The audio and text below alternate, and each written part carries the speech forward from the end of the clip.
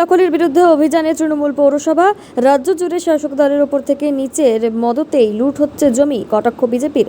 শনিবার জলপাইগুড়ি পৌরসভার 11 নম্বর ওয়ার্ডের গদাধর ক্যানেলের পাশে থাকা খাস জমি দখলের অভিযোগ তুলে এলাকায় হাজির হয় ভাইস চেয়ারম্যান সৈকত চট্টোপাধ্যায় এবং তার টিম। এই ঘটনা প্রসঙ্গে সৈকত চট্টোপাধ্যায় জানান, গদাধর ক্যানেলের পাশে থাকা খাস জমি মাফিয়ারা দখল করে প্লট করে বিক্রি করছে। সেই খবর পেয়েই ছুটে এসেছে এবং জমি উদ্ধার করতে, যদিও জমি মাফিয়ারা কারোর নাম উল্লেখ করেনি পৌরসভার ভাইস চেয়ারম্যান, এমনকি থানায় করা হয়নি কোনো অভিযোগ বলেই জানিয়েছেন। যদিও পৌরসভার বিষয়টি জেলা ভূমি এবং রাজস্ব আধিকারিককে তদন্ত করে দেখতে বলা হয়েছে বলে তিনি জানান। আমি কিছুদিন আগে খবর পাই যে এখানে জমি মাফিয়ারা এখানটায় এই ক্যানেল দখল করে প্লট করে জমি বিক্রি করছে। শুধু তাই নয়, এখানে দেখুন এই যে প্রয়াত ডক্টর প্রীতি সরকারের গলি দিয়ে যদি আপনি ঢোকেন তাহলে দেখবেন যে এখানে যে জলের রিজার্ভার, তার পাশে পৌরসভার জমি, খাস জমি, সেখানে খুঁটি কেটে প্লট করেছে।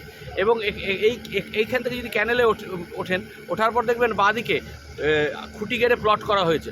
একজন জনপ্রতিনিধি হিসাবে জমি মাফিয়ারা মানে জলাভূমি দখল করে নেবে আর খাস জমি দখল করে প্লট করে বিক্রি করবে, এটা 0% টলারেন্স, এর সাথে কোনো কম্প্রোমাইজ করা যায় না। এটাই আমাদের মাননীয় মুখ্যমন্ত্রী মমতা বন্দ্যোপাধ্যায়ের চলার পথ, অভিষেক বন্দ্যোপাধ্যায়ের চলার পথ।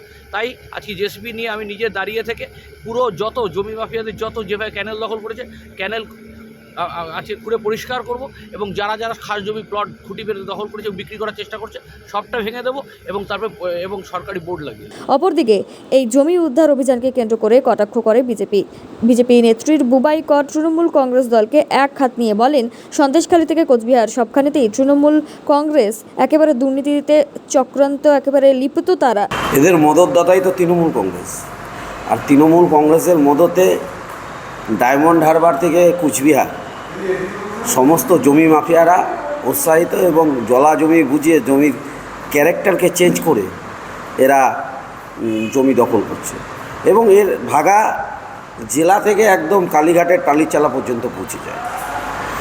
আর অবৈধ জমির মাফিয়াদের বিরুদ্ধে যদি অভিযান করে এবং অবৈধ জমি যারা দখল করে আছে তাদের বিরুদ্ধে অভিযোগ যদি করে, মানে অভিযান যদি করে, আমরা সাধুবাদ জানাই।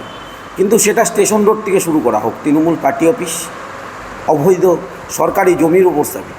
এরকম জলপাইগুড়িতে আপনাকে হাতে গুনে 20টার উপর পার্টি অফিসের সন্ধান দিয়ে দিতে পারি যেগুলো সরকারি জমির উপর তৃণমূল কংগ্রেস দখল করে করেছে।